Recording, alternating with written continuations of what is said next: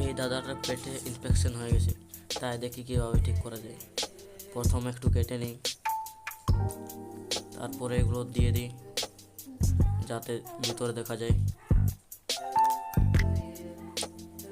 তারপর এগুলো একটু সরিয়ে নিই, ভিতরটা অপারেশন করতে হবে তাই তো। এবার পাকস্থলীটা কেটে নিই, পুরা কাটতে হবে, ভালো করে কেটে নিই। দেখা যাচ্ছে এখানে অনেক জীবাণু আছে। প্রথমে অ্যাসিডটাকে বের করে নিই, অনেক কিছু খেয়েছে মনে হয়। এই ওষুধটি দিয়ে এগুলো একটু ঠিক করে নিই।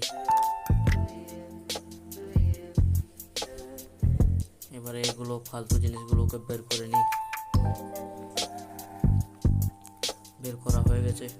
এবার ইলেকট্রিক কারেন্ট দিয়ে এই জীবাণুগুলোকে মেরে দিই। এবার পাকস্থলী একদম ঠিক হয়ে গেছে। এবারে এখানে গুঁড়ো দিয়ে পাকস্থলীটি চিটে দিতে হবে। চিটে দেওয়া হয়ে গেছে, এবার এটা টিপে দিলে হয়ে যাবে। টিপে দিচ্ছি।